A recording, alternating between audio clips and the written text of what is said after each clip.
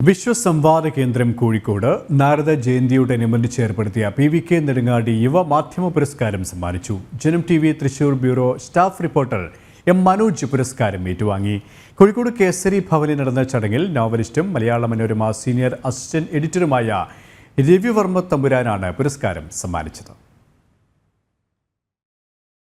സത്യവും അസത്യവും തിരിച്ചറിഞ്ഞാൽ മാത്രം പോരാ, സത്യത്തിനു വേണ്ടി നിലകൊള്ളുന്നവനായിരിക്കണം മാധ്യമപ്രവർത്തകനെന്നും അത്തരം ആളുകൾക്ക് അക്രമം നേരിടുന്ന കാലമാണിതെന്നും പുരസ്കാരം സമ്മാനിച്ച് രവിവർമ്മ തമ്പുരാൻ വ്യക്തമാക്കി.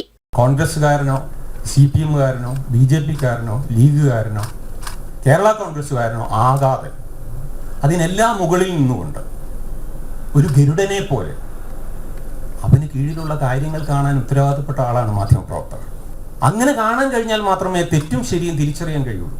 ഓരോ മാധ്യമപ്രവർത്തകനും ഓരോ പരമഹംസമാവണം. PVK നെടുങ്ങാടിയുടെ സ്മരണാർത്ഥം വിശ്വസംവാദ കേന്ദ്രം കോഴിക്കോട് ഏർപ്പെടുത്തിയ യുവ മാധ്യമ പുരസ്കാരമാണ് M. മനോജ് ഏറ്റുവാങ്ങിയത്. 11,111 രൂപയും ഫലകവും പ്രശസ്തി പത്രവും അടങ്ങുന്നതാണ് പുരസ്കാരം.